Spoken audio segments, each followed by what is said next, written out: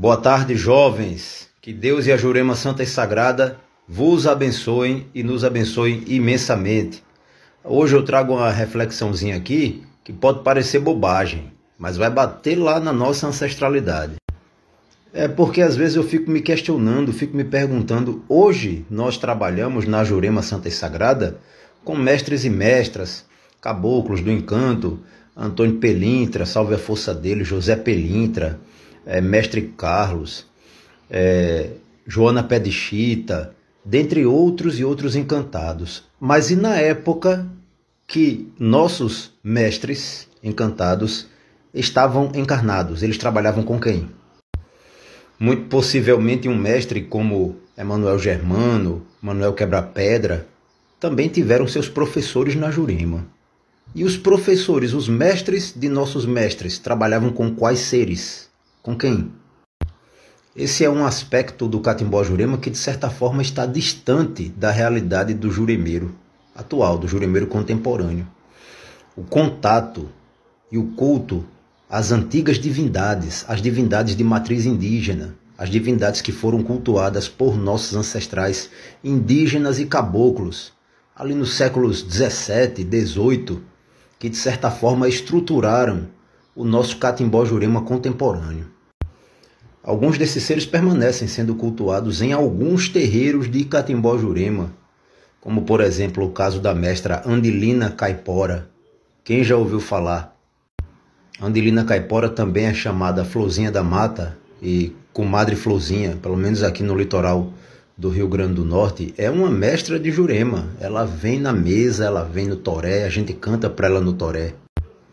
Alguns reis muito antigos, como o próprio Rei Canindé, mas no caso do Rei Canindé, ele é um ancestral divinizado.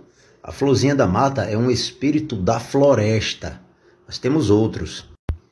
Nós tínhamos, por exemplo, o culto a Poditã, que é um ser das estrelas, que vinha uma vez no ano ao terreiro Cariri e era cultuado. Ele mediunizava um pajé e trabalhava em terra, é o guardião da floresta.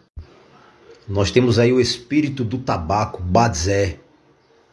Quase ninguém fala, quase ninguém reverencia, quase ninguém cultua conscientemente o dono do tabaco e guardião, dono do encanto, Badzé.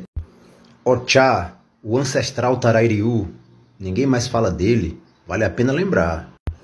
Voraquizan, o espaço sem fim, cultuado também entre os Cariri. Só para citar alguns. Para finalizar, Caxangá, o espírito da mata. Eu dei um grito na mata. Boa noite, jovens. Nós encerramos nossa última conversa com o início do ponto de um encantado chamado Caxangá. Eu dei um grito na mata, Caxangá me apareceu. Eu dei um grito na mata, Caxangá me apareceu. Vou chamando as cabocas de pena que vem da Jurema, Caxangá sou eu. Vou chamando as cabocas de pena que vem da Jurema, Caxangá sou eu. Caxangá é um encantado. Alguns o consideram o pai do mangue. É um espírito que trabalha nas sessões de Catimbó Jurema, lá do município de Canguaretama, que foi onde, com a graça de Deus, eu conheci a Jurema Santa e Sagrada. Mas nós estávamos conversando sobre entidades ancestrais presentes na Jurema. Entidades ancestrais que provêm do conjunto de crenças e do dia a dia dos nossos ancestrais indígenas e caboclos. Uma outra entidade que se faz presente na pagelança é a chamada Iara, que alguns chamam também de Mãe d'Água ou Mãe do Rio. Tá? Acontece que esse termo Iara é uma expressão de origem tupi. Traduzindo para o português, Iara significa senhora, assim como pode significar senhor. A entidade original, digamos assim, era a Upupiara, que era um ser das águas. Tá? Um ser que protegia ali as águas, os rios. Os índios tinham muito medo desse ser. E alguns portugueses também. Alguns portugueses relataram terem sido atacados por esse ser quando estavam pescando. Um outro ser que alguns traduziram como diabo, uma espécie de demônio, mas que era um guardião da floresta, o Anhangá. Esse ser esteve presente no imaginário, no universo espiritual indígena. tá? E com a colonização ele acabou desaparecendo, migrando para o folclore. Um outro ser que fez parte do universo indígena e que migrou para o folclore foi o Curupira. Curupira, alguns irmãos e irmãs que trabalham com pagelança ainda lidam com Curupira, trabalham com Curupira. Mas para a maioria das pessoas é um ente meramente folclórico. Enquanto a Caapora é guardiã da caça miúda, o Curupira é guardião da caça graúda. Ambos são protetores da floresta. E aí nós temos também o Saci, que é um pássaro encantado, na realidade. É uma coruja noturna. Tá? E que com os processos que ocorreram durante a colonização do território brasileiro, tornou-se o Saci que é hoje, né? Que habita nosso imaginário nos dias de hoje. Antigamente, o presidente ou secretário das seções de catimbó, aquele que auxiliava o mestre, era chamado Curupira. Tá? São termos que atualmente não estão mais sendo utilizados em terreiro.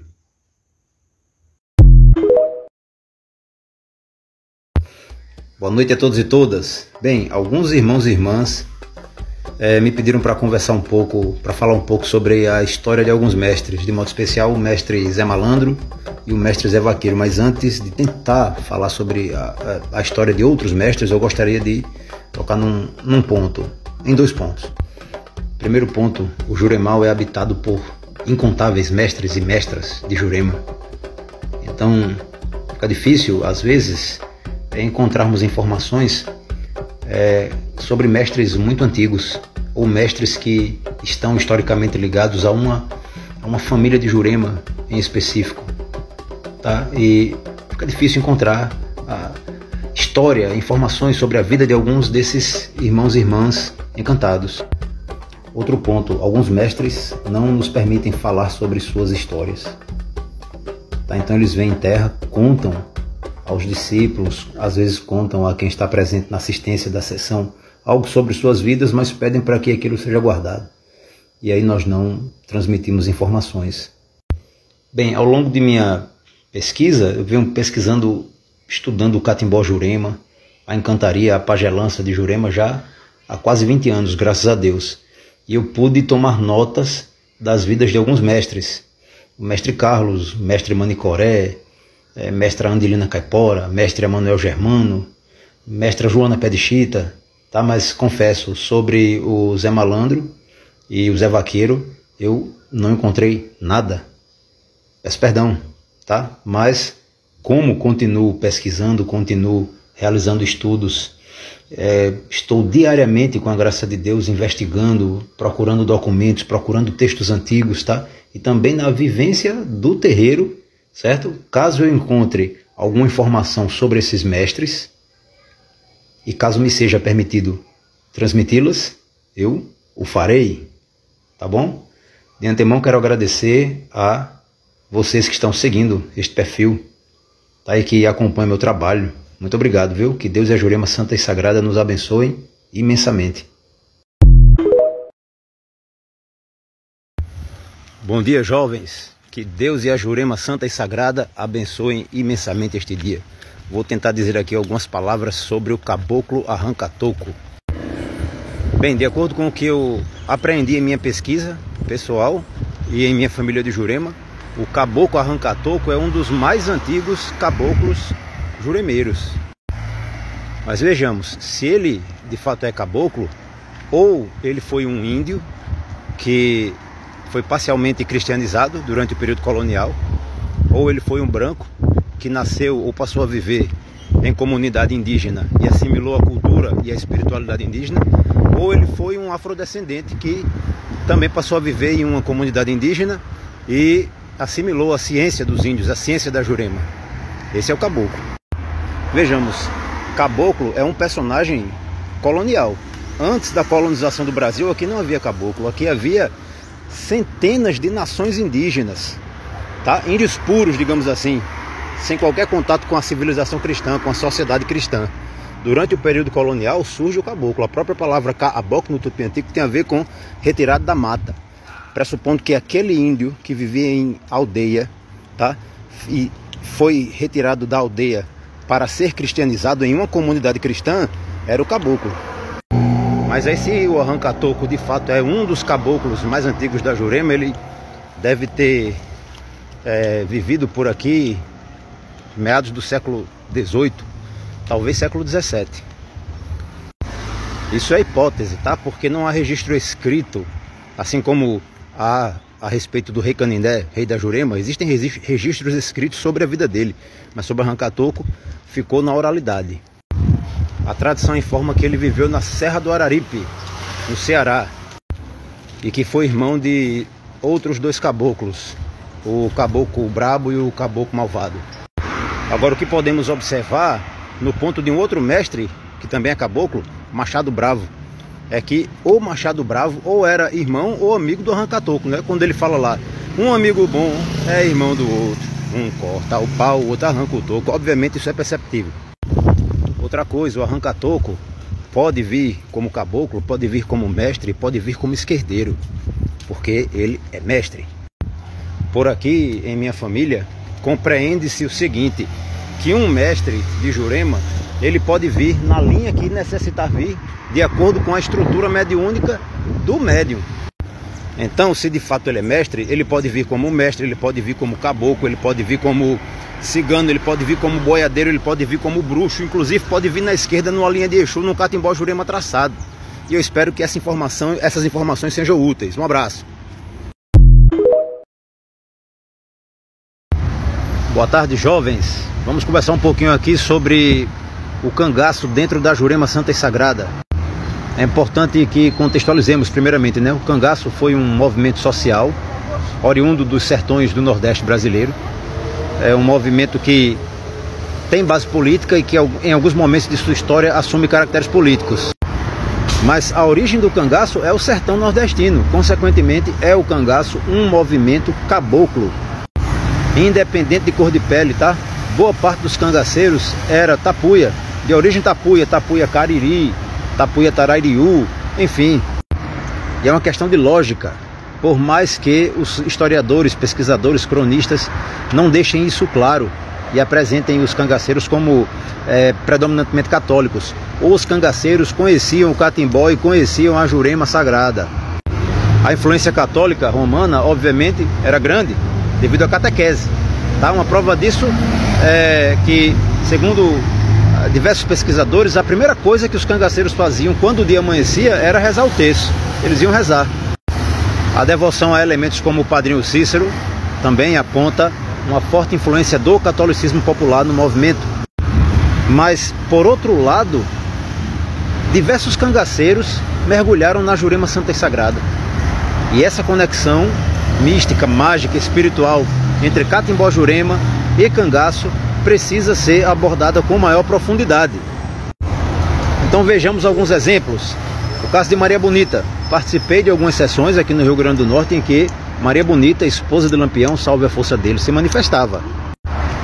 Encontrei relatos segundo os quais o próprio Lampião a ria para trabalhar.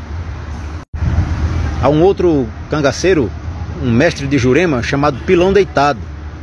Certo? Agora vejam bem, de acordo com a oralidade, existem dois indivíduos, dois mestres com esse nome.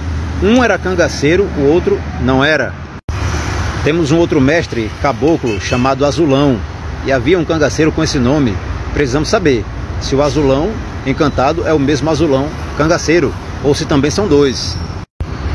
E um esquerdeiro forte, salve a força dele, o mestre Zé Buíque, cangaceiro do sertão. Esses personagens existiram. A historiografia toma nota de alguns cangaceiros que se destacaram devido ao seu alto grau de violência, tá? E outros cangaceiros se destacaram devido ao seu alto grau de justiça, seu senso de justiça, de fazer bem aos pobres e aos ofendidos, tá? E de punir aqueles que os ofendiam, os agressores. Bem, espero que essas informações lhes tenham sido úteis. Salve a Jurema Santa e Sagrada e todo o seu universo místico, mágico e medicinal. Saravá, trunfa fé. Bom dia, jovens. Que Deus e a Jurema Santa e Sagrada nos abençoem imensamente. O irmão pediu para que eu dissesse algo sobre o Mestre Carlos, então vamos lá. Eu escrevi algo sobre o Mestre Carlos, sobre os pontos e a história dele no livro Visões de Catimbó. E Deus me abençoou muito, a Jurema também, porque eu tive a oportunidade de ser professor de um trineto do Mestre Carlos. Ou seja, ele foi um personagem histórico, ele existiu, quero dizer, né? No plano tridimensional. E o grande problema na coleta de informações com base na oralidade da família é que a bisavó desse meu ex-aluno, que foi neta de Mestre Carlos, havia se convertido ao Evangelho. E aí ela não falava mais nada sobre Catimbó Jurema. A única informação que eu obtive foi que ele passou um tempo morando aqui no estado do Rio Grande do Norte e que a rua em que ele morava lotava devido à quantidade de pessoas que se reuniam para serem atendidas por ele. De acordo com a tradição, Mestre Carlos é considerado o rei dos catimbozeiros. Alguns juremeiros dizem que ele não vem mais em matéria de médium, outros dizem que vem. Inclusive eu assisti em Canguaretama várias sessões em que ele se manifestava. Segundo o mestre Francisco, que foi um mestre juremeiro que eu conheci em Canguaretama, o mestre Carlos tornou-se mestre de Jurema aos 12 anos de idade. Alguns dizem que foi aos 13, outros aos 14, mas segundo o mestre Francisco foi aos 12 anos de idade. Mestre Carlos foi filho do mestre Inácio de Oliveira e, segundo sua história, seu pai não queria iniciá-lo no Catimbó Jurema justamente porque ele era um garoto farrista, beberrão, jogador e não estava preparado para entrar nos mistérios da Jurema, para conhecer esses mistérios. Então, certo dia, Mestre Carlos entra no estado sem o pai saber, recolhe os instrumentos de trabalho, alguns instrumentos de trabalho, bebida, charuto e vai para o Juremal. Chegando no Juremal, ele abre uma sessão e começa a receber encantados, só que ele, por não ser iniciado, não sabe encerrar os trabalhos e cai, apaga, tomba. Um dia se passou e Carlinhos não voltou para casa. No dia seguinte, Mestre Inácio reúne uma quantidade de pessoas para ir procurá-lo, mas não o encontra. E finalmente, no terceiro dia, Mestre Inácio decide abrir uma mesa para perguntar aos encantados, para saber onde seu filho se encontrava. E quem arriou no pai foi justamente Mestre Carlos. E é um grande mito da Jurema, esse é um grande mito da Jurema, mito de origem, tá? Que eu particularmente estou convicto de que realmente aconteceu, tá? E por isso que nós cantamos, Mestre Carlos é um bom mestre que aprendeu sem se ensinar. 3 dias passou caído no tronco do Jurema.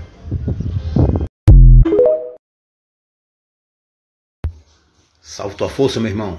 Vamos conversar um pouquinho sobre o nosso amado mestre José Pelintra. Primeiramente precisamos lembrar 2 coisas.